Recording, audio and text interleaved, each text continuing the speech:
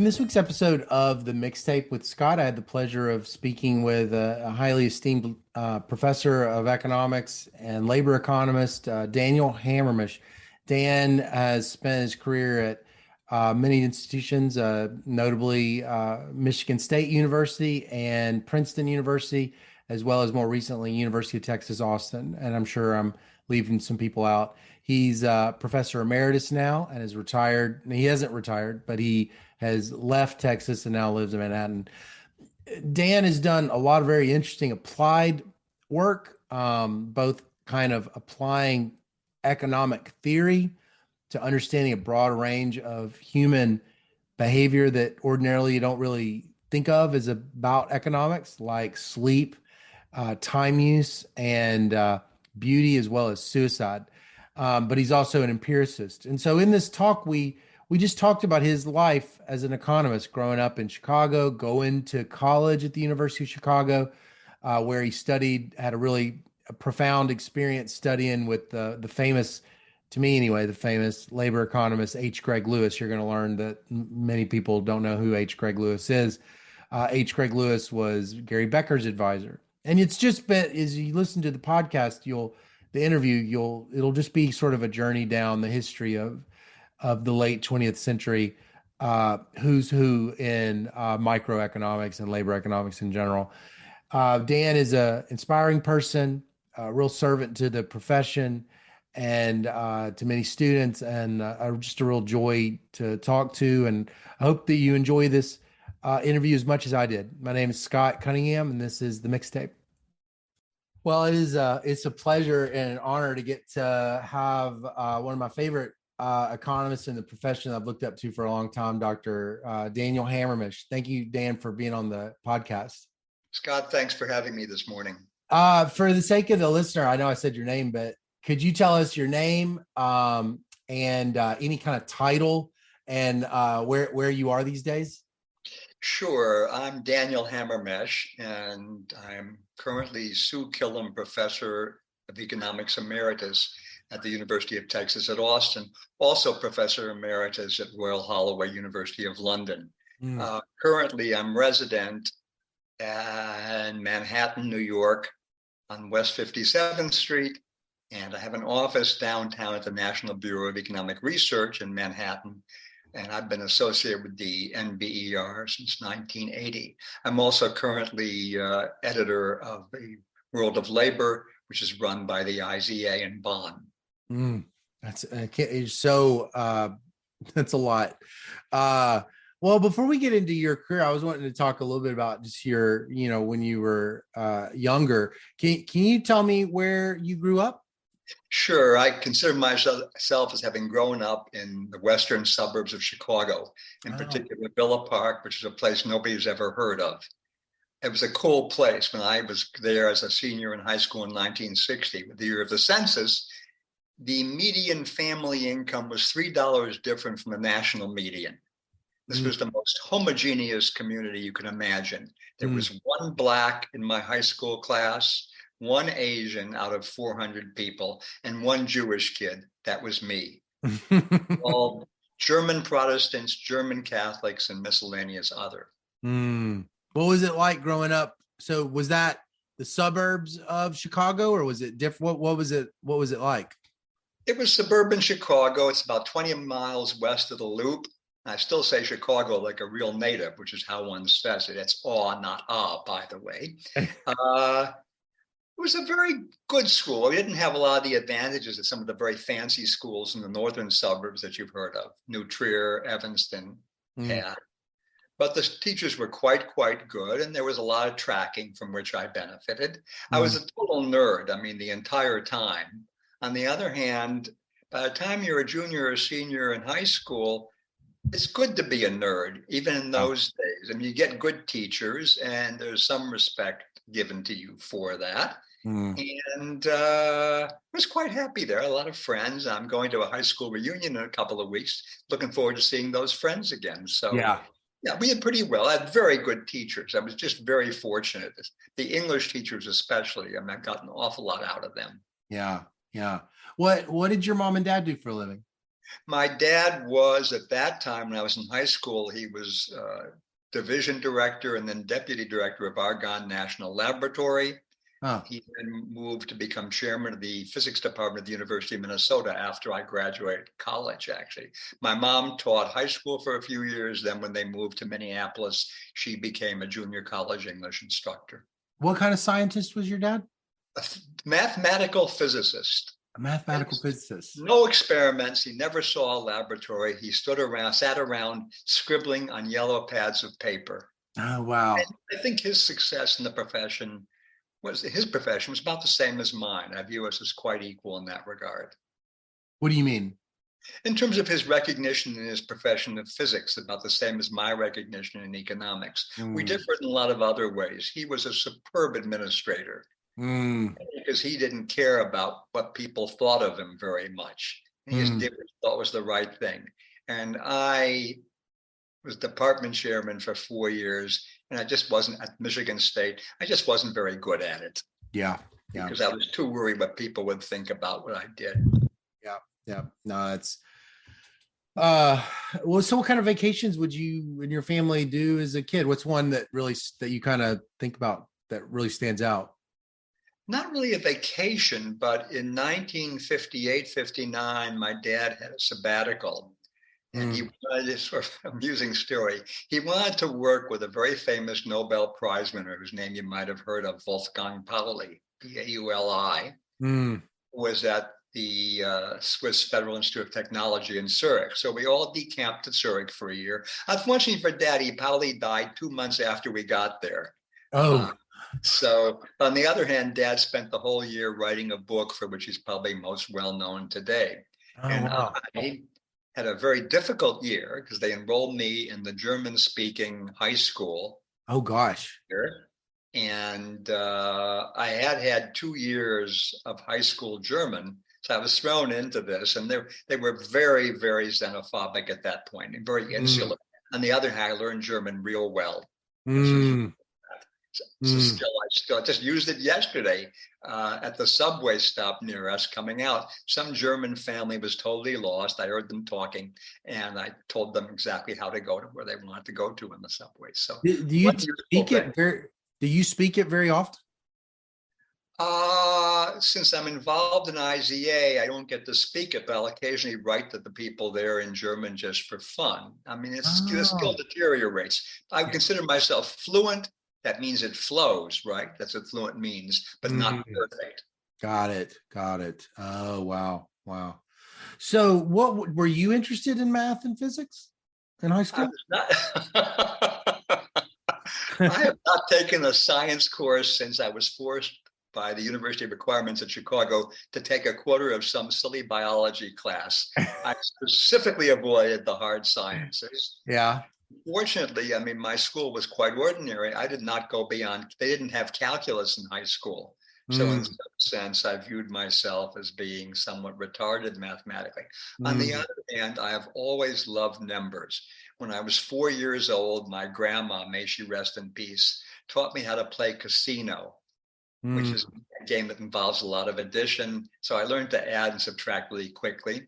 And then when I was 14, I decided I was interested in finding out the frequency of names in the local telephone directory. So I browbeat my younger sister, she's 2.5 years younger, to doing a tally. We managed to make it through half of the phone book of Villa Park, Illinois, tallying the first names of men in the phone book. Oh, wow. Really? I did that?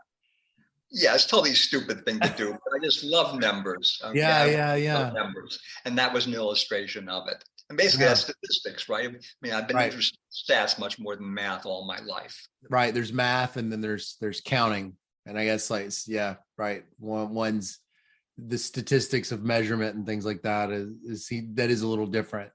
It's a lot different. Well, so you end up going to the University of Chicago for college. Was that sort of predestined? You always wanted to go there, or something happened? No, it had one virtue. Because my dad was at Argonne Lab, I got half tuition. So the tuition that we had to pay was $1,000 a year. Okay. Was that an expensive school back then? Would that have been really expensive? well, it would have been 2,000 instead of one, but that's about set. The 2,000 is 14 in today's dollars, right? Yeah. So that's still real cheap back then, and 1,000 was a good deal. It was not my first choice. I applied to Harvard, which I wanted to go to, Chicago and Oberlin. Got into Chicago and Oberlin, was rejected at Harvard. Indeed, I've been rejected at Harvard 3 times in my life, which I'm rather proud of, in fact. Okay, so you go to University of Chicago. So what do you remember? What are some of your first experiences that are really noteworthy about being at the university? So this would have been what, like the 19th? What year would this have been? I started in 61. 61. What were some of your first initial impressions about Chicago when you were there? Well, they didn't even have an introductory economics course. Oh, I really? decided right from the start, in those days they didn't, now they do. I decided from the start that I wanted to major in economics. So I enrolled in what was basically intermediate micro. Wow. And the book. They didn't have a principles of micro. They just were like, went straight to price theory or whatever. No, right. Indeed, the book was George Stigler's A Theory of Price, third edition, which the professor, who was brand new also, who I've remained very friendly with, Belton Fleischer, who retired from Ohio State about 15 years ago, assigned the first 100 pages of Stigler's book for us to read the first week. For a guy who wasn't quite 18 years old yet, this was quite an experience. I was completely naive, okay? It said you had to be a sophomore to get into that, a second-year student to get into that class, or have the approval of the department chairman. So the first week I was there, I figured, well, I have to go to the department office, and I insisted on seeing the department chairman. His secretary, whom I got to know very well later on, said, no problem at all. You don't need to see him. It said, approval of the chairman means I can do it for you. So I got approved to take intermediate micro as a 17-year-old. Yeah. So the curriculum was different back then. There was no first step. It just went, was that a common thing throughout the whole country? Just like it went from intermediate? I don't know. I mean, there were very few economics classes. Look, my time there, I took this 3/4 sequence in intermediate micro, intermediate macro, and then God help us, money and banking, which I never came back to. Let's see, I took that. And then in my middle of my second year, there was a course in labor economics. Wait, so was that price theory class with Stigler? No, it was with this man named Belton Fleischer. It was with that guy. Oh, that was the guy. Got it. Okay.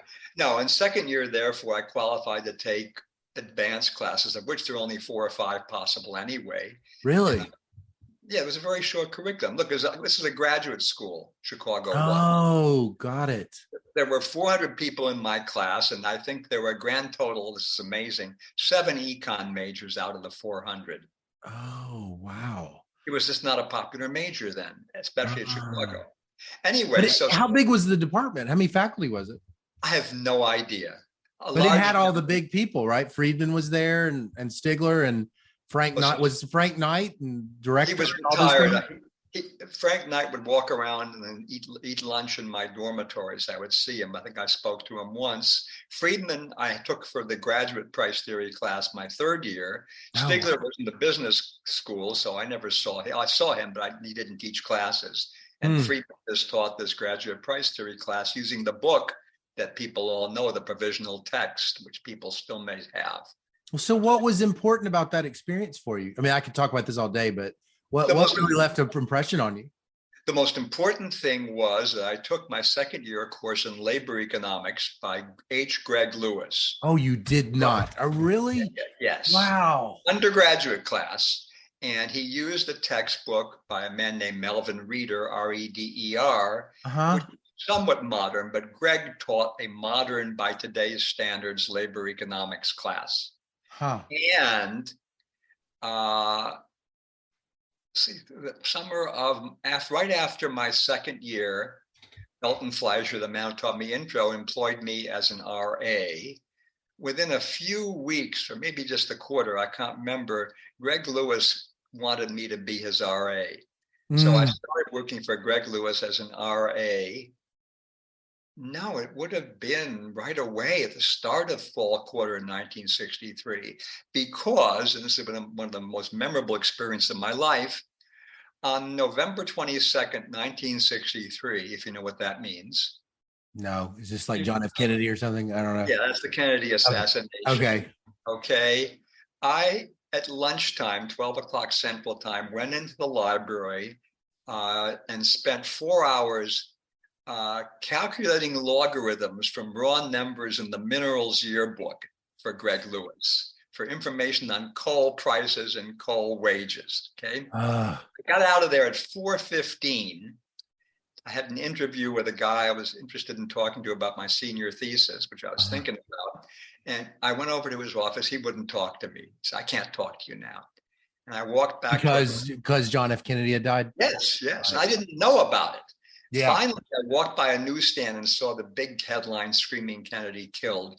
So I think I was the last person in the United States that day to find out about it. Maybe the last one in the Western world. Anyway, but working for Gregg Lewis, which I did for that whole academic year, and then fall and winter quarter until I graduated winter 1965, was probably the most formative experience of my professional career, both because of his care he took and because he really believed in thinking about economics. None of this, let's evaluate something and find an experiment. People didn't do that. He thought. So that was important. What does that mean? What do you mean he thought? What are you describing? He asked, how does thinking about incentives and economic behavior inform what we observe? If you look at the papers of mine you mentioned, okay, especially the sleep paper, economics, or the old paper on suicide, JPE 1974, these are economics. They aren't what papers, they are why papers. And I still believe that economists have more to add by asking why and try to infer from that asking what we observe in the world than trying to simply say, for example, and I'm being nasty about this, what is the impact of a deworming experiment in a town in Kyrgyzstan? Just to pick one non-randomly. I very much feel that way. I realize I am swimming against the tide on this these days. But in the end, I think we should be doing things that we can uniquely do and leave a lot of other stuff to sociologists who are just as capable of running Stata or any other program as we are. Okay, so this is like this is like smelling up a wedding. Nobody wants to hear it, I don't think, today, but I feel terribly strongly about this. Well, so when you before you go to work for Dr. Lewis, how was your vision of economics different than that? I didn't have much of a vision. I got into, the reason I was majoring in economics ab initio was that my senior year in high school, we had an honors social science class, and the instructor assigned Robert Heilbronner, the worldly philosophers. Yeah. And I just thought this is something where it's useful for society, yet it's also mathematically based and has some kind of structure. And I thought that was for me. I've been interested in labor things for a while. I read an awful lot of stuff on history of unions, various crazy things that nobody reads anymore. I was very fortunate to have that book in high school, then to have Gregg Lewis in class, and then fall term of my fourth year, I think it was fall term of my fourth year, I took a course, I took a course fall term from Albert Rees. Yeah, he was there. I actually have Albert Rees in my questions. I didn't realize we were going to talk about him at Chicago. So you take a class from Rees in Chicago? I sure did. What's he teaching? He was teaching a labor economics class. He taught two of them, in fact. I think I took the second one, my second term that year. Two undergraduate labor? No, these are graduate classes. You were taking the graduate class. Oh, yeah. There were very few undergrad classes. I think the only undergrad classes I had were the three intermediate classes. Yeah. Gregg's labor class. Then I had Milton's price theory class. That was graduate. Al Rees's first labor class. I don't know if I took his second class or not. I don't know. And then I had a graduate econometrics class from a man named John Cragg, C-R-A-G-G, Mm. who you probably never heard of. Mm-mm. He was assistant professor. He went and spent his career at University of British Columbia. He was Canadian. Oh, And okay. he's famous. If you look this up, the paper, and it's called the double hurdle model of Yeah. estimation. Okay, but what it is it's a really neat thing. Instead of Tobit, where you say, does something reach some limit? If it does, then it goes linearly. Okay, if not, it's limited. And the effect of some variable on whether you reach the limit or how far above it you are is the same direction. And he pointed out that's restrictive. And I can imagine something, and indeed, I used this in a paper just 9 years ago, where some variable has an increased effect on the likelihood of something happening. But once it happened, it reduces the amount you do. And he invented that technique. It's even available if you want to use it in Stata, the program that most economists use. Mm-hmm. Check it out. Craggit, Craggit. Okay. Okay. So was Chicago at that time, was its reputation in labor economics sort of like noteworthy, the way that you might think of like some departments are kind of connected with certain fields and like nationally known for it? You know, Chicago back then, would they have said in one breath, oh, this is a phenomenal place to study labor? Because you just named H. Gregg Lewis and Albert Rees, and I'm just now wondering to myself, what was its reputation for labor? What was labor's reputation in general, too, as a field? Reputation was quite low in the 50s until people like Gregg, who had some rather phenomenal students who I'll mention, who I got to know, and his student Gary Becker, who was then at Columbia, and Jacob Mincer at Columbia. And if anything else, those guys had more of a reputation for a place for labor. On the other hand, Chicago had some superb students. I remember I was very, very annoyed when Gregg Lewis showed me the letter he wrote for me to recommend me for grad schools. And he said, I have 6 RAs. Hamermesh is the only undergraduate RA, and he's the second best one I have. Okay. And I was really ticked off until I found out that he viewed the best one as being his PhD student, Sherwin Rosen. Oh, yeah, it's tough. And I knew Sherwin fairly well because we hung around together down in the basement of what is now business school, punching calculators for Gregg Lewis. I think I also knew, you won't believe this, but Bob Lucas, macro Nobel Prize winner, wrote his PhD thesis basically in labor economics, I would define it. Oh, wow. I didn't know that. So I know these guys. There were a couple of other PhD students who I knew slightly. G.S. Madala, an econometrician who wound up at Florida, wrote a well-known textbook. Giora Hanoch, Hanoch, who's a professor at Hebrew University. These guys are all retired, and a lot of them are dead, of course. But the grad students were phenomenal. And by taking grad courses and working for Gregg, that's how I learned economics. That's the education I got. But in terms of an outside reputation, no, it was just being built up then. What was his production function as a teacher? Do you think that made him, really good? Because you mentioned it seemed like he kind of mentored even. So like, what is it what were the inputs that he did? He was tough as nails, basically. I mean, I wrote a paper about him. There was a book some guy was editing. I think it's finally come out on labor economics at Chicago. And I was asked to write a paper on Gregg, which was an awful lot of work. And I wrote the paper. I even did a survey. I love doing surveys, asking all the people who are involved with the IZA, what do you know about H. Gregg Lewis? And about half the people had never heard of him. This was a couple of years ago. He didn't write very much. He wrote a couple of well-known books on measuring the impact of unions, plus another wonderful paper on hours of work. But most people don't know this. And in fact, my favorite story in the survey about Gregg is one person wrote back, I think he was a sprinter who was the fastest man in the world. This Really? was this was from a guy who he meant Carl Lewis, the runner. Guy who did this, okay. And the guy who wrote this, in fact, is a Nobel Prize winner. So in labor economics. So Gregg was not well known, let's say. Wow, But he was a really? phenomenal teacher. No, he's not well known now. People haven't heard of him. But he's well known among labor economists, right? No, these were labor economists. Half of them had never heard of him. Really? And that was especially true for people with PhDs after 1993. He's Becker's advisor, right? He was Becker's advisor. Yeah.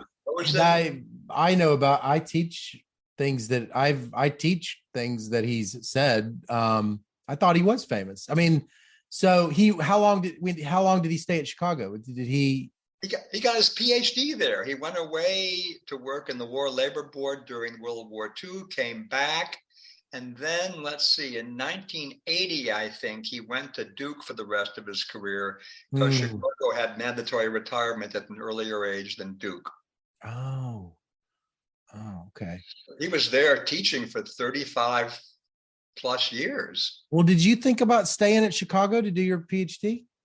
No, because I was advised by both Belton Fleischer, who wrote recommendations for me, and a man named Herbert Grubel, I'm sure you've never heard of, as an international economist. Didn't get tenure there, went to Simon Fraser University, wound up briefly being a member of the Canadian Parliament for some right-wing party. They all said, you should go somewhere else. Grubel had gone to Yale and said, why don't you apply there? And so I applied there and got in. Which I'm not sure it was the best place I could have gone. On the other hand, it turned out to be very beneficial for a reason I hadn't thought of. Yale was not co-ed at the time.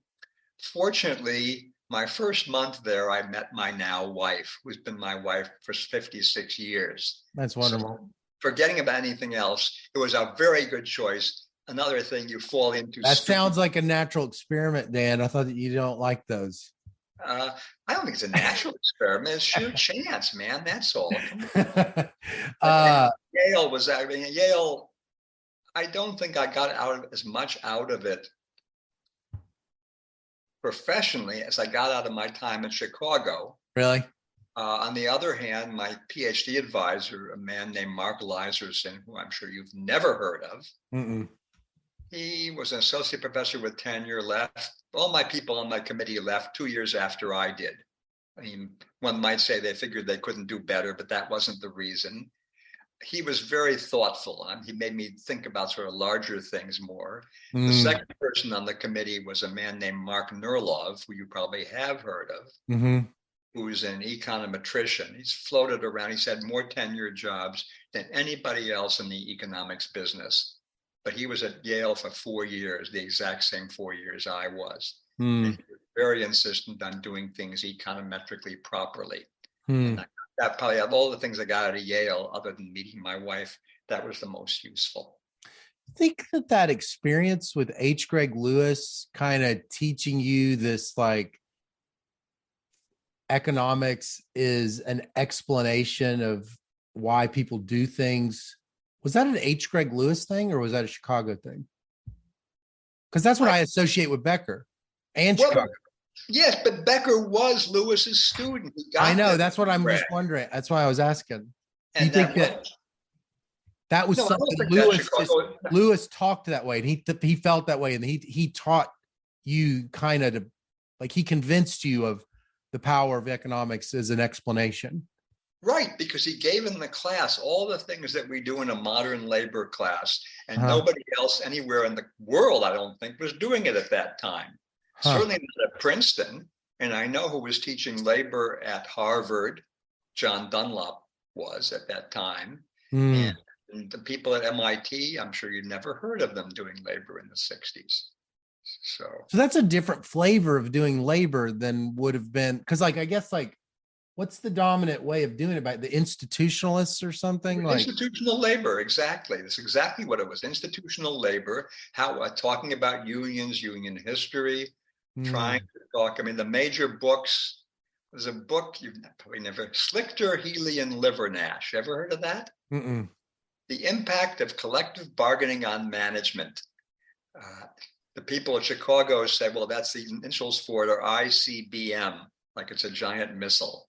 That was the joke at Chicago. But that was the only place people did these things, Chicago was, because of that's Gregg. a distinct, what do you think? Okay. So then I guess I'm just, because I so associate that with like all of economics, I'm just now wondering, why is Lewis like that? Why did he get that way? I mean, he was a student of Henry Schultz, okay? But Schultz,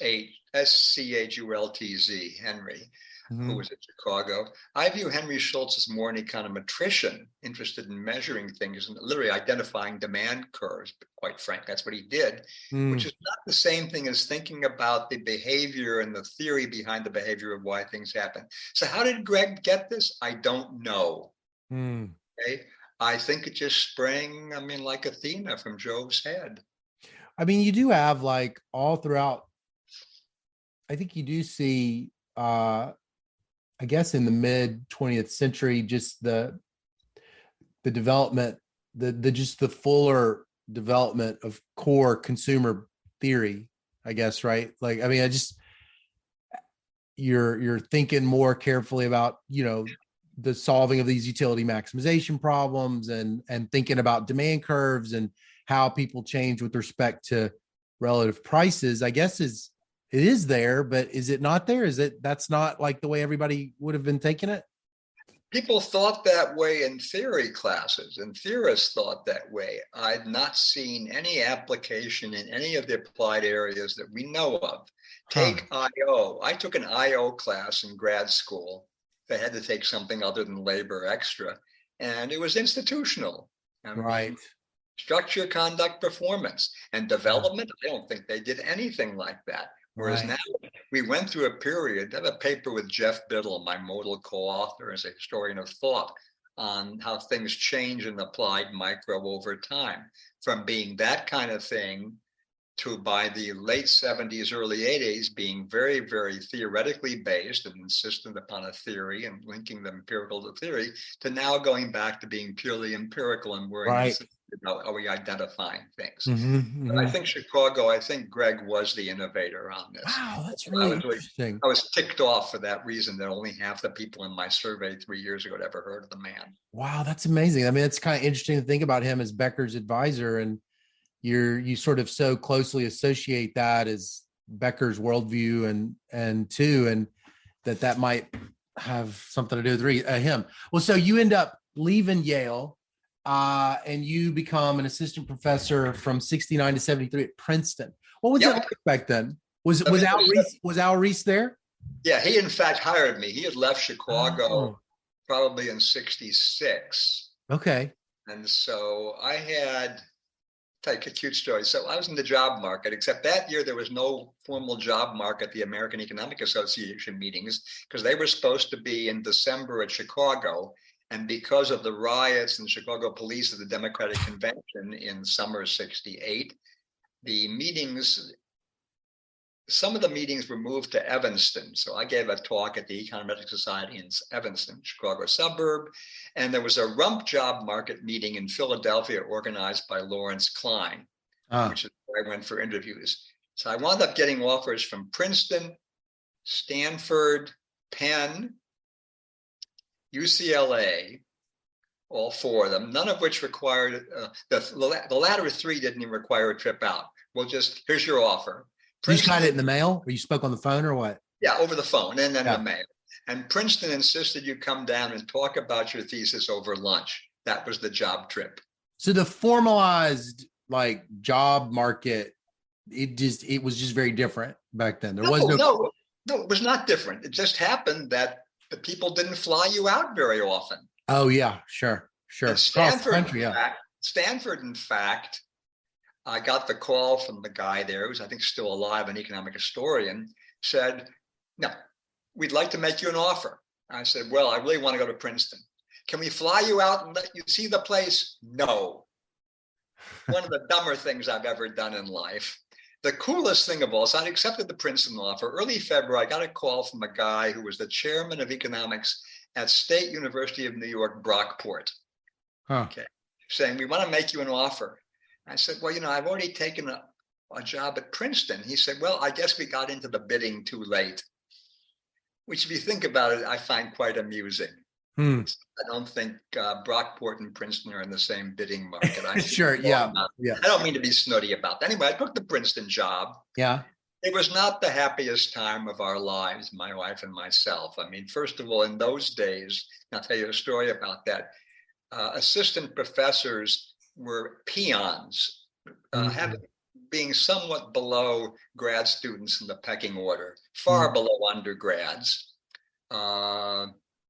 Remember talking, Al was the chairman who hired me, but shortly after I was there, or right when I got there, Richard Quandt, whose name you may know. Yeah, I know that name. Quandt. Yeah, Dick Quandt. He's still alive. He's 93, still alive. He was the chairman. He became chairman again later on in the 80s. And I saw him and I asked him, Dick, what's it like being chairman now compared to when I was there? He said, oh, much worse now. When you were there, the assistant professors were totally cowed and docile. And today they're very demanding. And we were utterly cowed and docile. There's no question about it. Yeah. The only good thing of my 4 years there was that I got a semester off. All assistant profs got a semester with full pay. So I took a sabbatical at the University of Essex. Because there were two guys there, probably not heard of them, who I wanted to work with. Both of them had left by the time I got there, but I got one or two interesting papers out of it. Got to meet Tony Atkinson, who just started. Oh, really? Wow. It was actually very helpful too. Another person, unfortunately, deceased. Well, so I'm not quite following. Princeton was a negative experience, but why? What exactly were you? What were you feeling and stuff? What was happening? I was feeling left out because they had somebody who had been a grad student of theirs who they kept on as assistant professor, and I don't mean to be bitching about this, he was very much the fair-haired boy. Were given to him. You probably heard the name Orley Ashenfelter. Oh, yeah, I've heard of him, yeah. And in his PhD, he was slow getting a degree, but he started as an assistant professor. Oh, so y'all were contemporaries. Y'all both were assistant professors. Yeah, absolutely. At the same time. There were a lot of good people who were there. David Bradford is a public finance guy who passed away, regrettably, fairly early. Very, very good guy to talk to. Wally Oates, public finance guy, were there. There were other people. The one person who was there I was quite friendly with, I just saw several weeks ago at Yale, Ray Fair. Who's a math guy who's done some labor stuff. He was there as a professor. He was an assistant professor at Princeton when you were there also, too? Yep. He started a year ahead of me and left year after I left. He wasn't going to get tenure. He went to Yale instead, and he's done very, very well. And he's a quite good friend. It was delightful seeing him a few weeks ago when I lectured at Yale. Yeah. So, but professionally, in terms of developing the way I think and the things I do, no. On the other hand, there was a lot going on. I guess. Let me mute myself for. All right, I'll pause it. Okay, thanks. Sorry, my wife. Okay, go back. All right. Going back to my time at Princeton, just having things go on. So I'll give you a story. Probably the most well-known paper I wrote during that time there.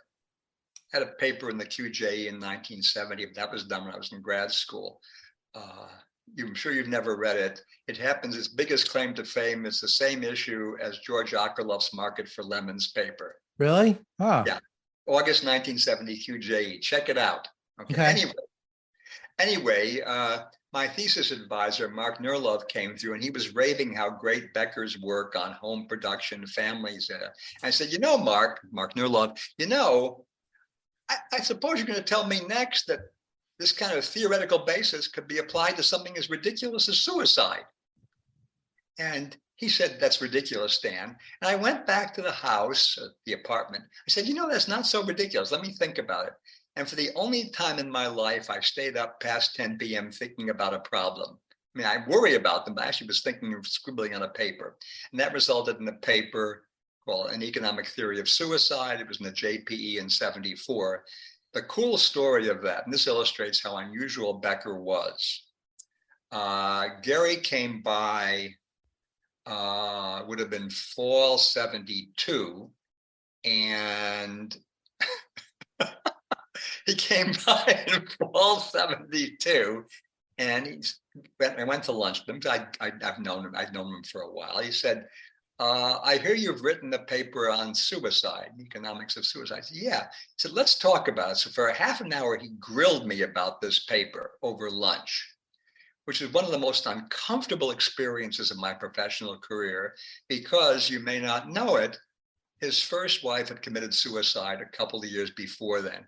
And to have this guy doing this was just totally unnerving. Yeah. The other story about that paper, which was probably the best paper, as I said, that I wrote at Princeton, was many, many years later, a very well-known economist came to Michigan State. I was still there. It would have been about 1990. Gave a lecture. I was away that day. And he mentioned the important paper on suicide by Gary Becker. Okay. And I don't know if you're familiar with the idea of the Matthew effect in science, where the person who's better known gets mentioned as the originator of the idea.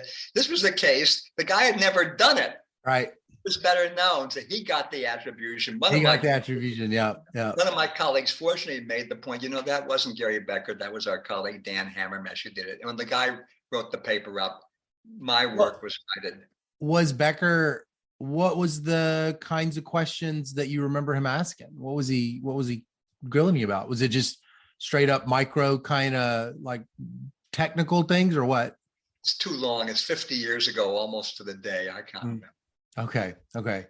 For the sake of the people that are listening that aren't familiar with that paper, what does economics have to do about suicide?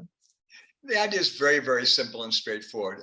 Economists, as you know, think they maximize lifetime utility function. In a simple way, we think utility is a function of income, and your lifetime utility is the present value of your discounted income over your remaining horizon. That suggests several things. One, if you're older, you should be more likely to commit suicide because the utility is lower, lifetime utility is lower.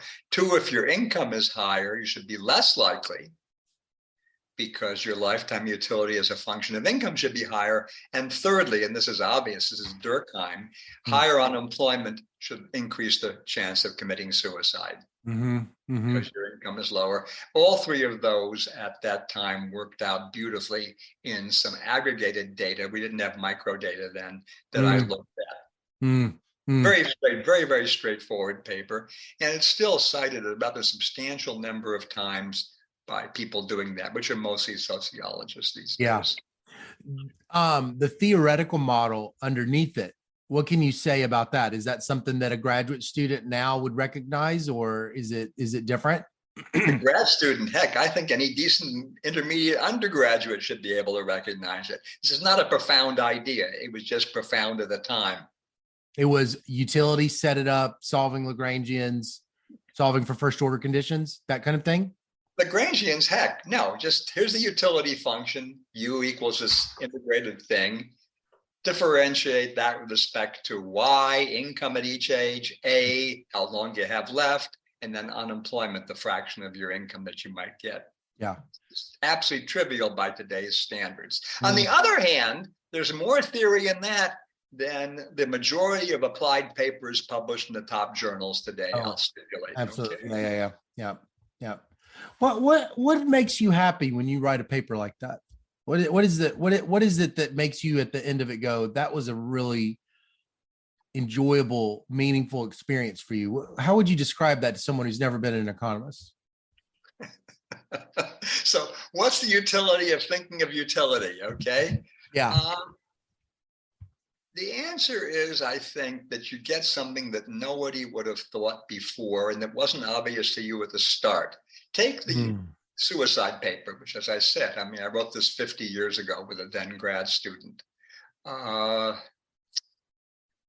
don't know if you're familiar with the poem Richard Cory by Edgar Lee Masters.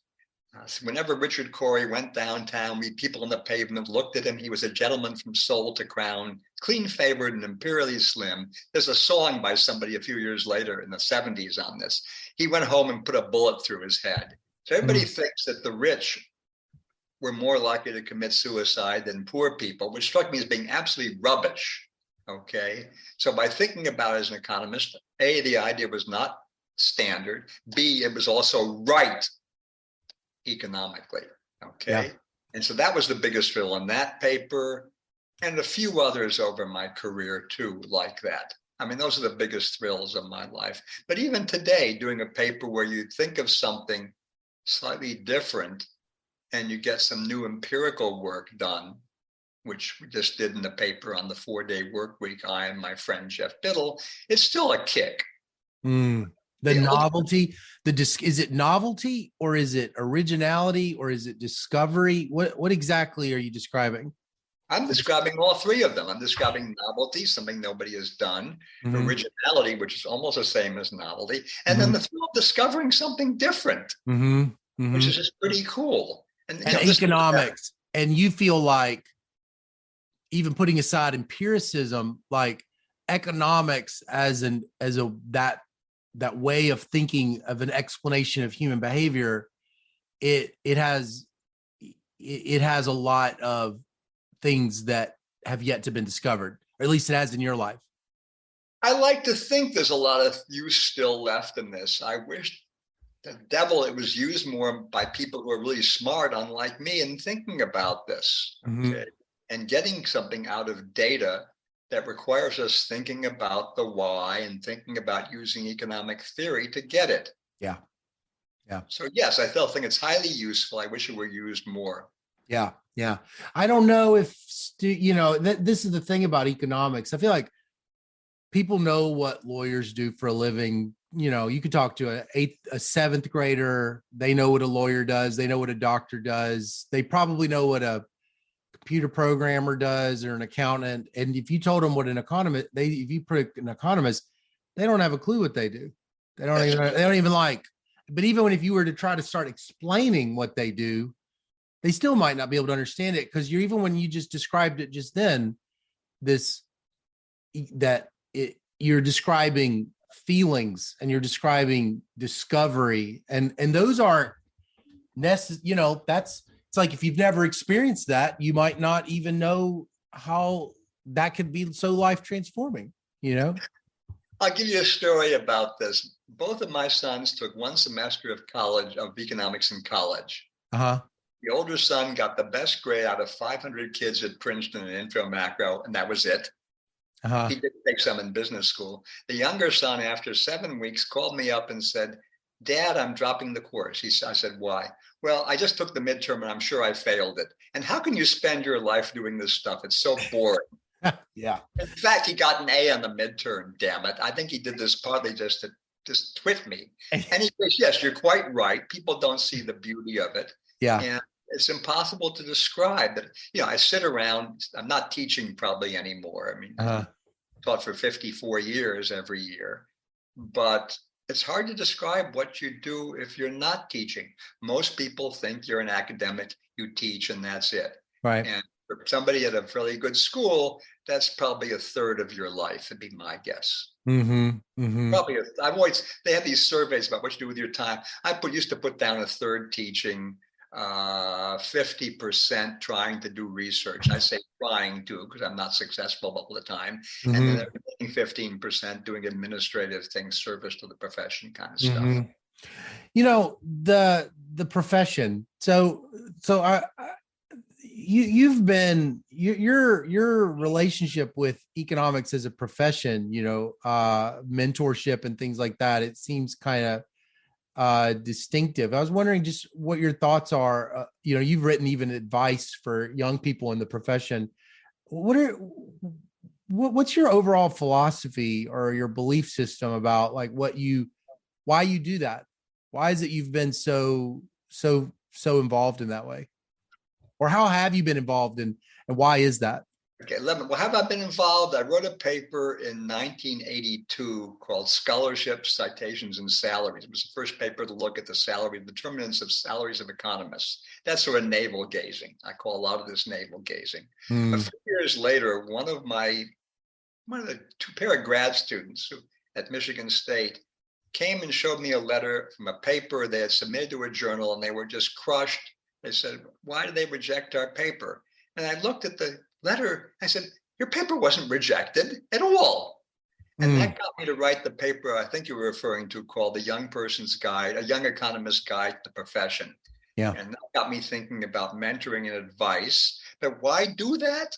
I mean, the answer is it's fun. I mean, you may think it's an altruistic motive, and I'm glad it has some positive effects for other people. On the other hand, you do it because it's fun to do it. The reason we do all this stuff in the economics business, it's fun to do the research. And I don't know, perhaps not for everybody, but for me, the teaching has always been fun. I'm not teaching this year, and I miss it terribly. I'm giving papers at a few places, and then both of them I said, "Can I teach a class on something?" Which people think is insane. Yeah, but you love it. I like to teach. I think it's important.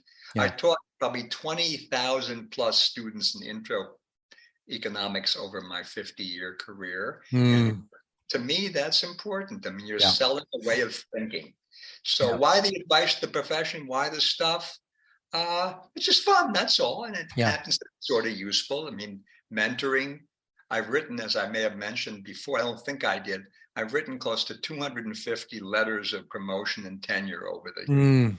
I'm now down to about 3 a year, but I was doing 10 a year for quite a while. Wow. The reason being, people know that you'll do it, and they think, "Yeah, let's get this sucker to write a letter." Right. And I'm happy to do it. But this is important. This is service. Yeah, right. This is the grease that makes the academic labor market function. Is that right? Okay, that's interesting. It's stepping back for a minute. This service provided is a mechanism in the functioning of the academic labor market? Absolutely. How is that? Can you tell me more about that? Several. That's easy. In terms of mentoring, which we now have very formal programs. On the other hand, I think the informal aspects are more important. Without that, people just don't have a feeling for how to function in the profession. Or they get involved in things that trouble them. I'll give you one story on this without mentioning names. Some woman came to me as she was crying, saying she was at a meeting with a guy, a senior male economist, who propositioned her and said, "We can write this paper if." And she was worried about this, and she was terribly bothered. Yep. I told her to tell him just to go to hell, frankly. He had no business doing that. And he said, well, he threatened to make her life miserable. I said, if he does anything, you have this over him. He'll be blackballed forever if he did that. This was a case of quite informal mentoring, but I've done a number of things like that over the years. Unless you were brought up in an academic family, which to a certain extent I was. My father had been a professor, the first 5 years of my life. Then he went to this lab. You don't really have a feel for what to do. Right. And we don't teach this. We certainly didn't teach this kind of thing in grad school. Now I've been running around for the last 25 years giving a lecture called How Does the Economics Profession Work? Which I'm updating. And that kind of thing helps. Some PhD programs actually have courses on getting ahead. Yeah. I know Michigan, Hal Varian used to teach a very neat course for grad students. I don't know if they still do it at Michigan. Hal hasn't been there for a long time. Yeah. So that's one reason. That's the main reason for doing this. In terms of writing letters, if you're a department chair and somebody's up for promotion, either promotion and tenure or promotion to full professor, the higher administrators need letters. And if people don't do that, or only people who think their time isn't very valuable, which mine isn't, in fact, do it, you're not going to get an impressive list of people. Yeah. Yeah. Economists, by the way, I was on a liberal arts college-wide promotion committee for 3 years. Economists write the nastiest letters possible compared to any other field. Everybody else writes glowing letters. Economists think about it and try to be fair. I'll never forget one of the people up for promotion to full professor in the English department in our college. Somebody had written a letter. She is the third best expert on Beowulf in the United States. And I asked the English chairman who was selling this, I said, are there more than two others? Which, I mean, it's the kind of letters people write in those fields, incredibly. Right. Whereas economists, I mean, you solicit 6 letters, at least one of them will say the person is good, but there are others who are better. Yeah. So it's like, well, you know, it's interesting because you're talking about labor supply that's like uncompensated voluntary labor supply that it sounds like you do because it's fun. And it's weird that a labor market would be so dependent on needing to have a group of people that do stuff because it's fun. I mean, it's kind of interesting that you're saying all this. This is literally how I am, also very similar in a lot of this. I do a lot of this kind of stuff too. And it's, you're right. Like, it's great that it's all true. I do it for a lot of just because it's so much fun and it's fun to connect and help. And there's just a lot of things, but it's weird that it needs to be seeded.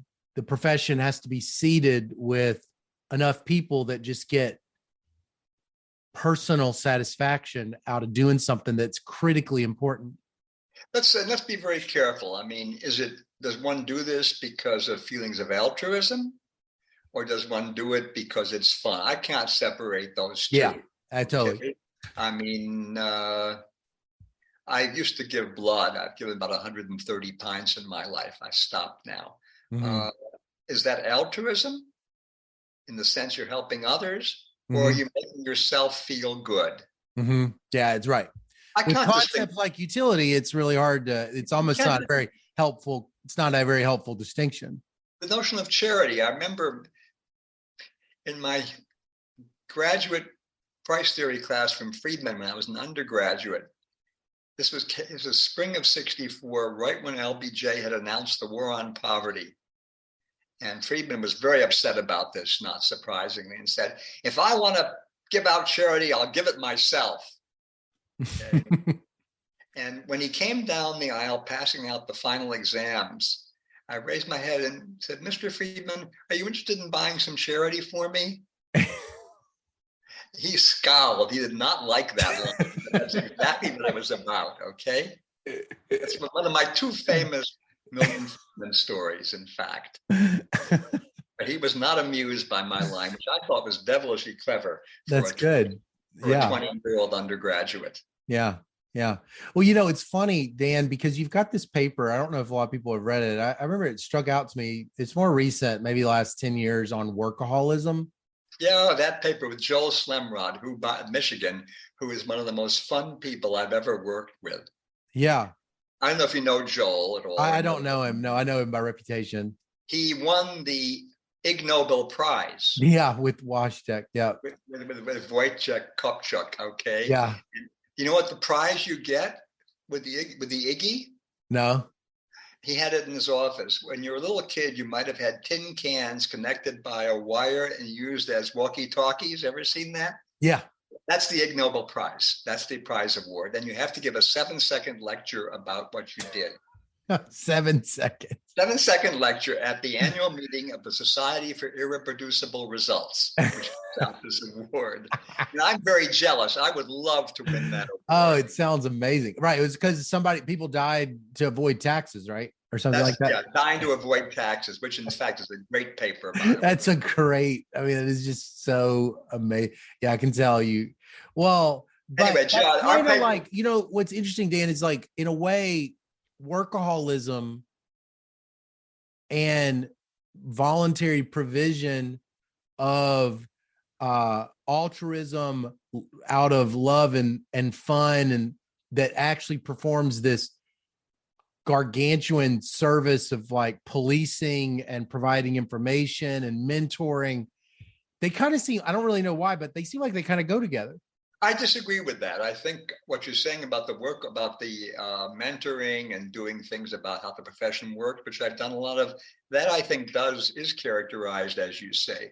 The workaholism, the idea there being very simple. You develop a habit of work and you're working more than you would if you were to maximize at a point in time. The problem with that is it spills over and makes life more miserable for those who are stuck with you.